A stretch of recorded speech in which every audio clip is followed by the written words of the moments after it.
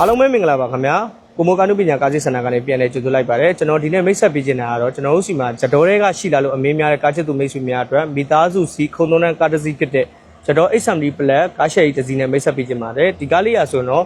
5S ကိုမှရန်ကုန်လိုင်စင်လူတိုင်းကြိုက်တဲ့အဖြူအောင်ကာလာလေးနဲ့ရရှိမှာပဲဖြစ်ပါတယ်ခင်ဗျာ2024 model ဖြစ်ပြီးတော့ engine power 1.5 ကိုမှတာဝိုလေးနဲ့ရရှိမှာပဲဖြစ်ပါတယ်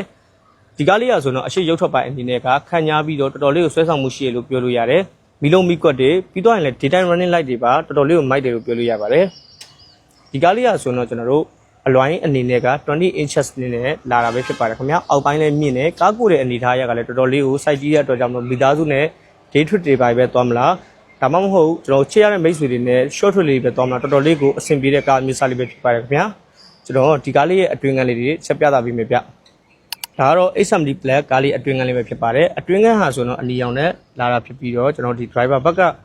စီမော်တာလေးရဆိုတော့ဒီဘက်ဘေးမှာပါဝင်သွားတဲ့အတွက်ကြောင့်မလို့ adjust လုပ်ရတာလည်းတော်တော်လေးကိုလွယ်ကူအဆင်ပြေစီမှာပဲဖြစ်ပါတယ်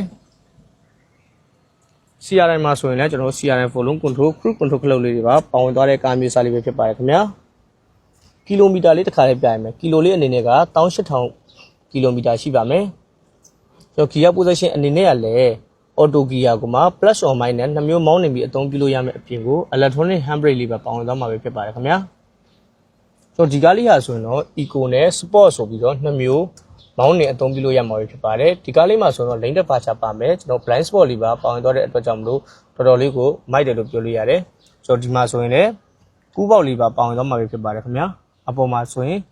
panoramic sunroof လေးပါပါမယ်ဗျကျွန်တော်နောက်ခန်းလေးကိုတစ်ချက်ပြသပေးပါမယ်နောက်ခန်းဟာဆိုရင်တော့ကျွန်တော်တို့ round aircon ပါတဲ့အပြင်ကို high room နဲ့ low room တွေကကြကြဝန်းနဲ့ရှိတဲ့ကားမျိုးစားလေးပဲဖြစ်ပါတယ်ခုံသုံးတန်းဖြစ်သွားတဲ့အပြင်ကိုနောက်ဖုံးမော်တာလေးပါပါဝင်သွားပါမယ်ခင်ဗျာ